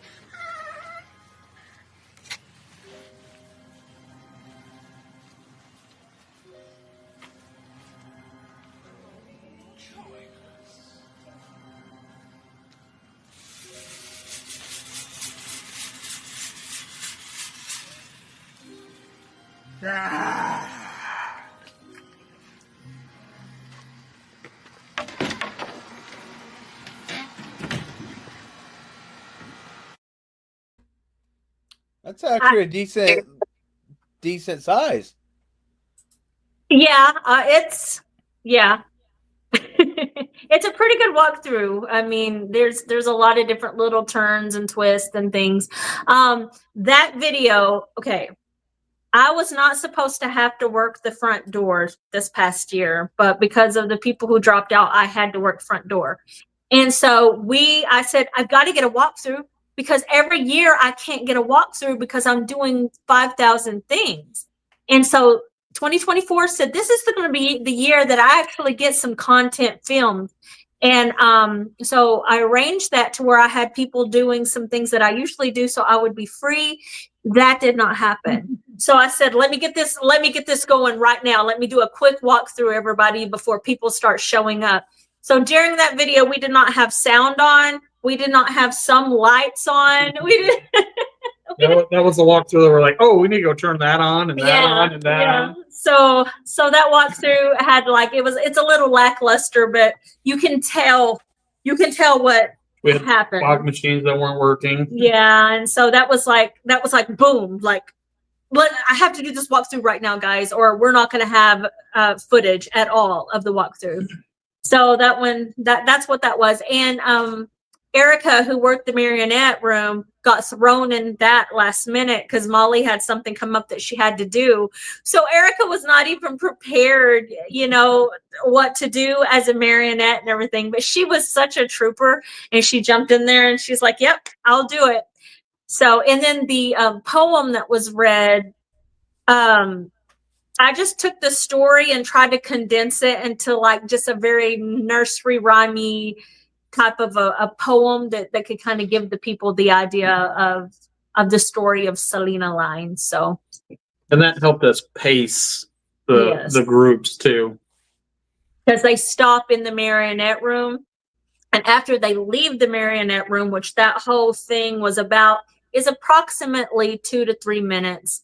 And then when they get out of that, or not the whole, like from the point they enter to the end of that, and as they left that room, the marionette actor actually triggers the light at the very front of the outside of the facade that signaled to me, because I had to work front door, to let the next group in. So that helped us pace perfectly every single time.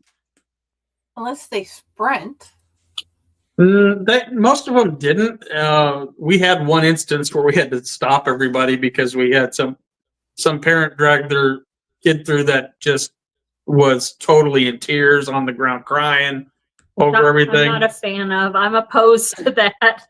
And we had to kind of usher her out and try to get her to go through. She completely stopped in almost every room, and so we had a hold up of the line. Josh was like, "You gotta," on the walkie. He's like, "We have a kid that we can't really get out right now. She's scared to death."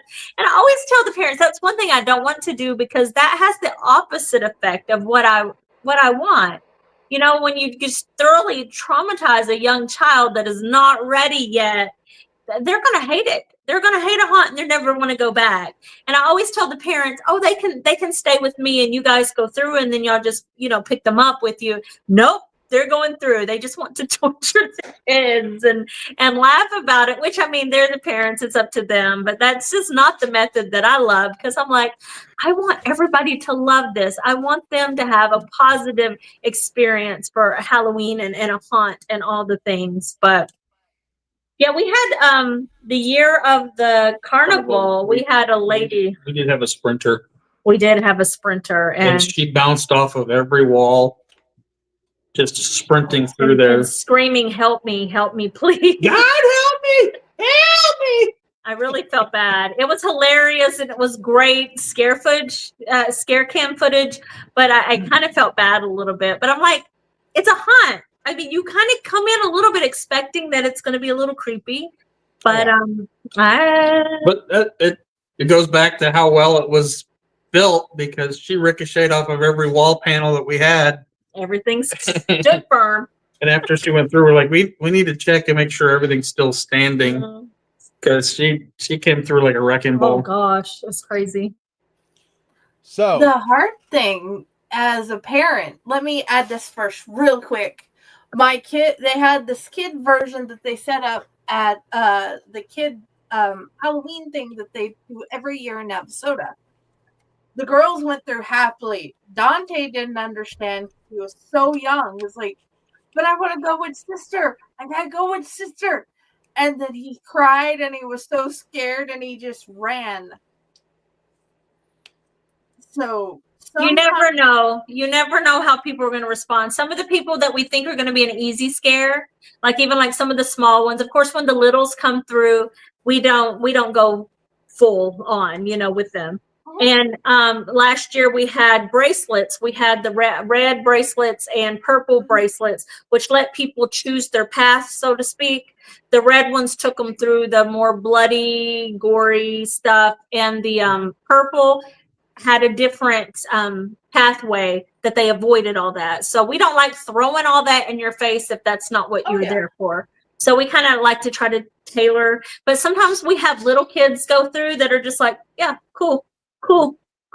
And then an adult go through that comes out and they're like, everything scares them. You know what I mean? So you never know what responses you're going to get. Yeah, and I totally agree with you. So now, since we brought Dante up, I think Jenny knows what we're doing here. And you found the picture. Yay. Aww. We have questions by little guy Dante. Oh. Love it. Since you write the lore for a lot of your characters and you know what your characters like that make their own, he wanted to know what their favorite weapons are for the haunt. Oh, okay. Well, it's different each year, Dante, because we have a different story each year and a different place and a different timeline, and we have different characters. But last year, Selena, she was our main character. Her name was Selena Line, and she had a whole workshop full of a lot of sharp things like knives and hatchets and all sorts of things like that she used to make her dollies. And so her favorite thing was a really large chopper knife that she kind of carried around with her and chased people. Our toy soldier, did he have a weapon? I can't remember if he even had a weapon. No, I don't think so. Yeah, I don't think he had a weapon. The year that we his face. The year that he was one of the only clown that we had in at the carnival, he had a big club that had like a something really creepy on the end that had a lot of sharp points on it, and that was his favorite toy. And then our the fire lady, her favorite weapon was fire that she used. So it just depends each year. We had Greg. Greg's our favorite. Greg's the favorite. The year that we did the Rougarou, we had a voodoo queen that not the voodoo queen. That would have been amazing. But hers was her she had spells and she had a cauldron and she had all those things, and that was probably her favorite thing. So it depends on which year and what the theme is, but everybody has a different type of weapon that they're partial to. That is awesome. He wants to know for the next one. He likes to ask this of everybody: dentist's office, random person on the street, every haunter he gets to talk to. What is your favorite Pop-Tart? I like the strawberry ones, actually, with the frosting on the top. S'mores. What's Dante's favorite? The chocolate fudge Pop-Tarts. Oh, okay. Used to be Oreo, now it's fudge. Well, you have to roll with the different, don't lock yourself into just one flavor. Oh, no. Grandma. What are your favorite monster? Mine? What's your favorite? What's your favorite monster? I like a lot of monsters. Humans. Humans? They're the scariest. They're the scariest monsters. I like that answer. I would probably say Dracula. I love the classics, like in the creature features when you have the Wolfman, Swamp Thing, and you have Frankenstein, but I think I have just always loved the lore of Dracula. And so I think he would be my favorite, and that's probably why this year's haunt is kind of going to be in that realm of that little sphere of lore. That is awesome. I like Dracula, not Nosferatu. Dracula specifically. Oh. Do you have in the past, have you had any cartoon characters as haunt characters? Not on purpose. Not yet. I have in my little notebook, I have ideas. And in one of those ideas, I'm kind of thinking about taking, you got to be careful in the way you do it. So we would take maybe some Disney type movies and of course make them like the Temu Disney. So it's not Disney, but when you're in it, oh, this is Snow White and the Seven Dwarfs. Oh, this is Cinderella. But taking some different ones like that in each scene and spookifying it. So completely kind of rewriting the story of that fairy tale or that, that Disney princess or that whatever, and spookifying it and retelling that tale in a room. So in that case, we will have some types of cartoon characters played by Winnie the Pooh, Blood and Honey. I'm not seeing those. But. Steamboat Willie. He is now up, and anybody can use him. Ah. I think Winnie the Pooh just came off too. That's why they made that. And spook. Mickey Mouse was next after that. Yep, Yeah, they're making yep. all the scary movie, the horror Plus flicks with.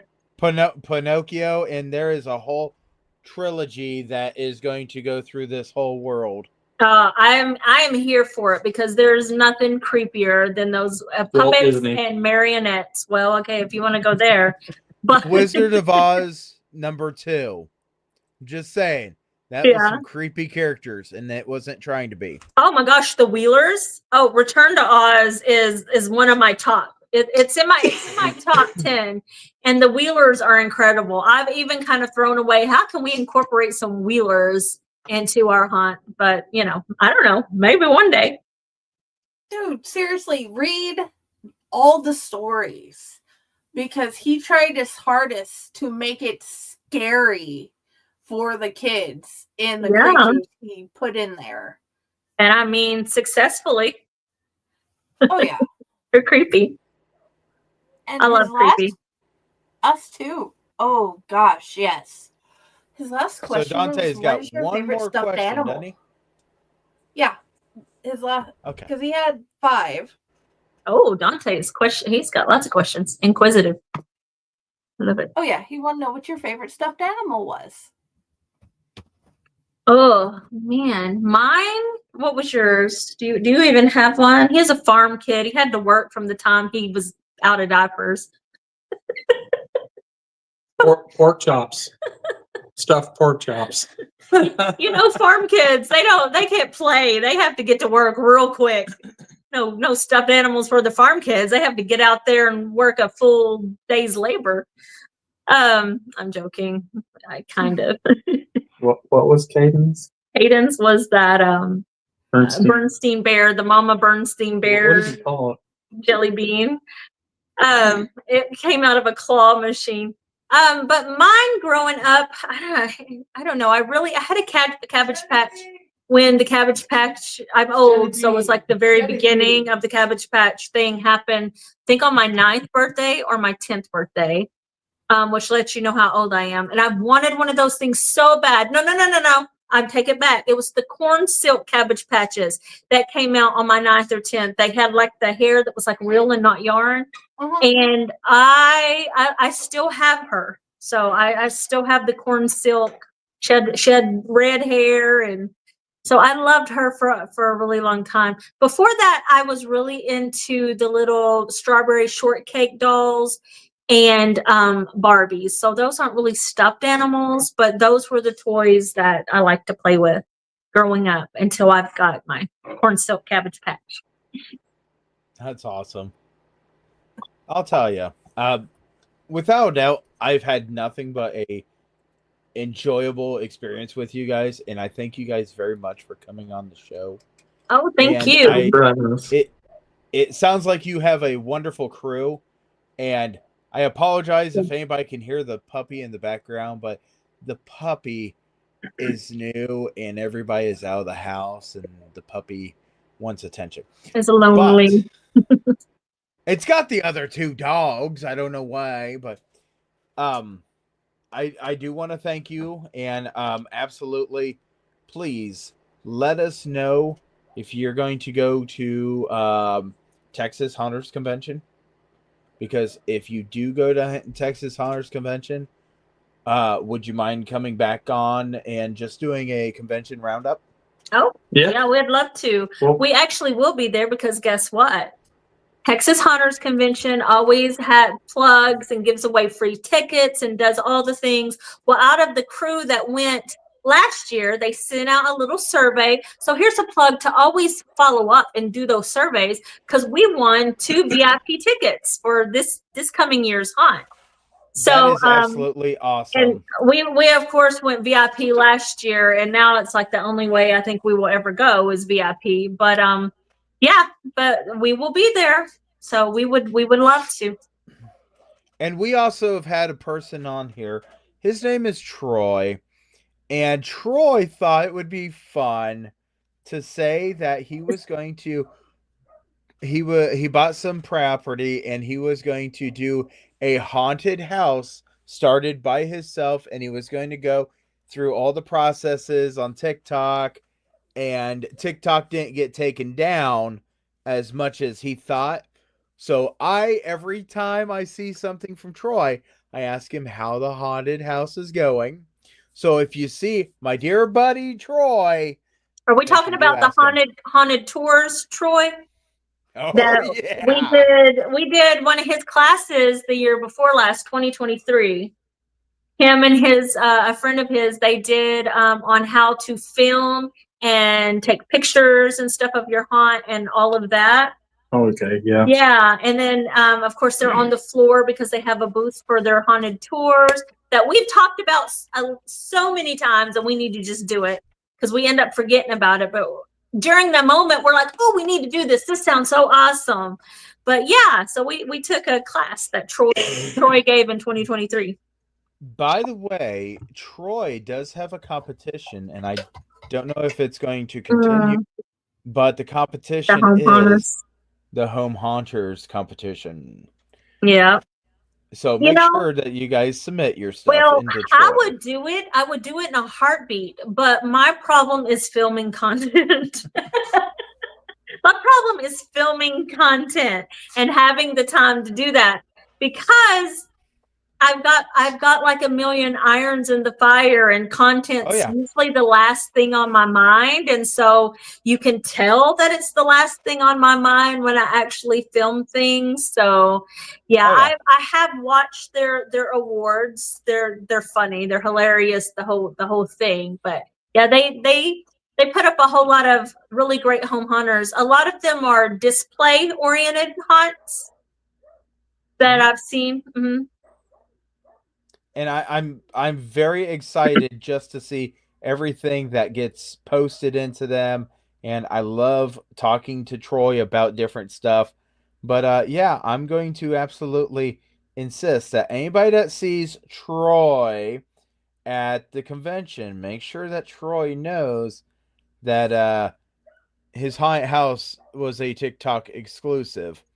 And I'm holding him accountable for it. Not only am I holding him accountable for it, I'm going to make sure that I send this video to Troy so he knows that it's coming towards him. We're going to be looking for him. Where's he at? Where's he at? There is going to be bracing for impact, Troy. You're a wonderful guy and a heck of a prankster and this and that.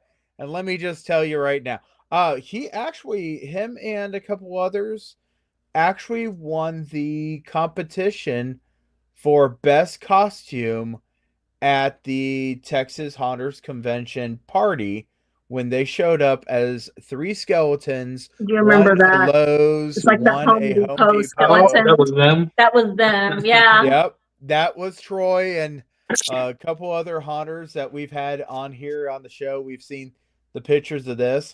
And I just love it when haunters get to talk to other haunters and they're like, yeah, I know this person. Yeah, I know this person. So Troy just got a message saying, here's the show. And he's going to ask me, well, what's so special about this one? Well, he's down in Texas. You're down in Texas. Yeah. Troy needs to pay attention and see what's going on with your haunt. And if he gets a chance, I'm sure that he would love to come through if he's not that busy, but haunting is a really busy time for all haunters. It is, and we don't get to visit and see everybody because that's our busy time. So, yeah. So, real quick, before we end this, I need to know how many weeks you guys operate, what days you operate, and usually what time frames. Okay, we're really quick on this one because HOA and we have to play nice. We're open the weekend before Halloween, just like the Friday and the Saturday. We've done Sunday once, but Friday and Saturday definitely, and then on Halloween. I have to play nice with the HOA so they don't take my baby away. So that's the only times we're open, and we do a low scare on Halloween. Like we do the regular show, the Friday and the Saturday, and it runs from 7 to 11. 11 starts the noise ordinance on weekdays or weekends. And then on Halloween night, depending on if that's a weekday or weekend, determines the time. But we do low scare for all the littles to come through. Scare actors are sometimes in there, but they're just like, hi, happy Halloween. And we don't have any of the scary stuff going. Of course, it's still light, so the haunt is lit inside. We don't have any darkness or any strobes. We don't even run the fog. We don't even run the fog for the littles because that's scary sometimes for them.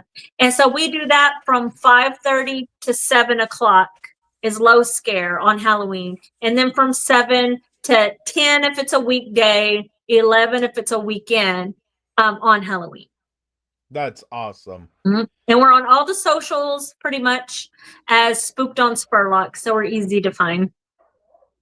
So if you If guys you look are in the above and or below, you'll be able to find. They used a version of Linktree, Flow something, but you can find the link to all their stuff on that in the above or below or wherever links go when you're watching the video on what app you're on. So that's awesome. That's how you guys are going to be able to find these wonderful haunt owners. And yeah, I know it's home haunts, but it doesn't matter because they are part of the haunted house industry here in the wonderful United States. And we're really glad that we had them on. And you know, Jenny, I hope that you get an opportunity to go over and go see them sometime. But you know, Texas is a big state. We're big, yeah. You can drive all day and not get through the state. So yep. So I hope that everybody had a wonderful show, and we're going to say our goodbyes. And if there is any information that you guys would like to be contacted at, where can people find you too? Well, on all of our socials there, you can DM us there. We do have an email that I'm not great at checking. So it's better to just, if anyone wants to contact us on the socials, because that email may sit in there for a really long time. And then I'm like, oh, we have an email. So on our socials is the best place to contact us for any questions or whatever. Okay, that's awesome. So basically you're saying that Steve would have been totally long and gone dead by the time that you found your letter? It very well could be, yeah. So sorry, Steve. All right, Friday, where can we find you? Oh, I'm at the usual places. You can find me at Fake Horror. You can find me at Owlite, at Friday's Library with the Blue Box. And, of course, if you actually want to read what I write, I have an author page under Jennifer Elliott. That's awesome. So I can officially say that you can find me this Friday and this Saturday. And today is February 12th. So you'll be able to find me February 14th on Friday and February 15th on Saturday down at Hell's Dungeon. And boy, I can't wait to see you all. And trust me, like we said, if you can't scare them, you got to entertain them. And me throwing chicken bones at you just might be a good entertainment for me, at least. Sounds like a party. You can find me down at Hell's Dungeon until I think July. And if I'm correct about this, June. My bad, June. You can find me at a different haunt, and it's one of the other cousins, because there might be a rumor that June 13th, Haunted Town Hall in Lafayette's going to be open. It's not been confirmed 100%, but we all know, if you're a friend of Chainer's Field of Screams, you know one cousin lives down in the south in Dayton and one cousin lives in Lafayette. But you can always find me here on the Owlite Network. You can find me on Facebook, but no one ever wants to talk to me on Facebook, right? You can find me on TikTok. You can find him at Fake Horror now. You can even find me at Fake Horror, yes. And they took a picture of me and they put me in some of the stuff. I don't know what I've done. I sent Friday one thing, and they said that they loved it, and now they want more and more and more. So yes, I guess I'm starting to be an author also. So hey, we thank you guys very much for joining us on this episode of Chainer's Haunted Secrets. We love you guys so very much, and we're enjoying all the wonderful company that people have popped in, told us, and we hope that you come see us here once again here in 2 weeks, where we're going to talk to Nate. And Nate is one of the winners from the Ohio Haunters Association Outstanding Haunter Award. And it's kind of funny because he's from Haunted Town Hall, and I didn't even think about that. We're going to talk to him because he's a pretty good buddy, and you know what? I want to talk to him because he's in the industry. So I hope you guys all have yourself a great one, and please don't forget to smile.